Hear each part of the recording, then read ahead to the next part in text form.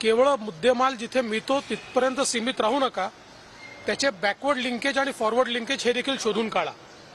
आणि नेमकं ते काम पुणे पोलिसांनी केलं, त्यामुळे बॅकवर्ड लिंकेज आणि फॉरवर्ड लिंकेज दोन्हीकडे मोठ्या प्रमाणात साठा मिळाला आणि हे जे षडयंत्र चाललं होतं त्या षडयंत्राचा एक प्रकारे पर्दाफाश देखील झालेला आहे। आणि आता याचे धागेदोरे अनेक ठिकाणी आहेत जे पुणे पोलिसांमुळे आता त्या ठिकाणी सापडलेले आहेत। आता जो काही आपला नार्कोटिक्स कंट्रोल ब्युरो आहे देशाचा, त्याच्यासोबत देखील आम्ही त्यांना सहकार्य करू, कारण अनेक राज्यांमध्ये ही कारवाई करावी लागेल। तर आपल्या पुणे पोलिसांच्या इन्फॉर्मेशनवर आता वेगवेगळ्या राज्यांमध्ये कारवाई सुरू झाली आहे। लोकसभा निवडणुकीच्या दिवसात ॲपचं लॉन्चिंग जे आहे त्यांनी नागपूरमध्ये अगदी काही वेळापूर्वी केलेलं आहे। कशी नेमकी सगळी तयारी सुरू आहे? जागा वाटपाची कधीपर्यंत माहिती नाही, जागा वाटपाच्या संदर्भात आमची एक बैठक झाली आहे, ती समाधानकारक झाली आहे। अजून एक बैठक आम्ही करू आणि मला असं वाटतं की आम्ही लवकर जागा वाटप करू शकतो। नारायण राणे आणि राहुल नार्वेकर विधानसभा त्यांचं नाव फायनल झालं का? तशी चर्चा आहे, तशी बातमी मिळाली? चर्चांवर नावं फायनल होत नसतात, एक प्रोसेस असते, ती प्रोसेस ज्यावेळेस होईल त्यावेळेस कोणाकोणाची नावं फायनल झाली ती तुम्हाला निश्चितपणे सांगू।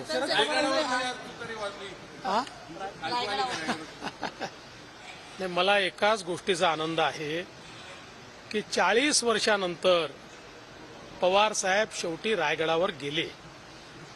अजितदादांना एका गोष्टीचं क्रेडिट तर द्यावं लागेल की शेवटी छत्रपती शिवरायांच्या चरणी 40 वर्षानंतर पवार साहेबांना अजितदादांमुळे जावं लागलं। आता तुतारी कुठे वाजते, किती वाजते, कशी वाजते हे आपल्याला भविष्यात दिसेलच।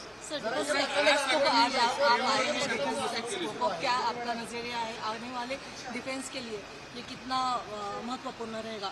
देखिए, मैं ऐसा मानता हूं कि देश का एक प्रकार से पहला डिफेंस एसएमई एक्सपो ये पूना में हो रहा है।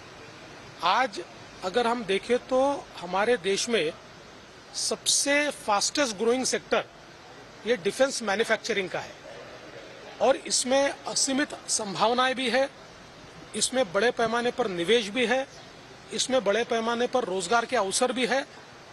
और इस क्षेत्र को महाराष्ट्र में हम लाए, महाराष्ट्र को उसका फोकल पॉइंट बनाए, इस दृष्टि से ये एक्सपो हमने तैयार किया है, लगाया है। देश भर से एसएमईज वहां पर आई है और महाराष्ट्र की इकोसिस्टम को देखने के बाद मेरा विश्वास है कि डिफेंस मैन्युफैक्चरिंग के क्षेत्र में महाराष्ट्र में वो लोग निवेश करेंगे। ये बहुत ही महत्वपूर्ण इस प्रकार का कार्यक्रम यहाँ पर हो रहा है।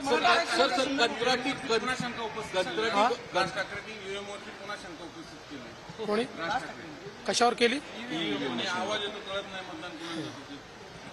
मागे त्यांना पटलं होतं ईव्हीएम, आता नाही पटत आहे, पुन्हा पटेल, काळजी करू नका। कंत्राटी भरतीचा जी आर तुम्ही रद्द केलेला होता, आज एमपीसीबी जी लोकांची भरती करते विविध पदांवर, असं आहे कंत्राटी भरती नाही, असं आहे कंत्राटी भरतीचा ज्यावेळेस जी आर रद्द केला त्यावेळेसच आपण सांगितलं होतं की ज्या डिपार्टमेंट्समध्ये गेली 20-25 वर्ष कंत्राटी पदं आहेत ती पदं त्यांना भरता येतील।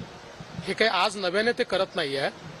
काही डिपार्टमेंट्स हे कंत्राटी पदांवरच चालतात, कारण त्या जॉबचं नेचरच तसं आहे, त्याच्यामुळे कुठेही नव्याने ते होत आहे असं मानण्याचं कारण नाही। चला, तर देवेंद्र फडणवीस यांनी शरद पवारांना जोरदार टोला लगावला। 40 वर्षानंतर पवारसाहेब रायगडावर गेले याचं समाधान आहे आणि अजितदादांना याचं क्रेडिट द्यावं लागेल, कारण त्यांच्यामुळेच पवारसाहेबांना शिवाजी महाराजांची आणि रायगडाची आठवण झाली, असा जोरदार टोला फडणवीसांनी शरद पवारांना लगावलाय।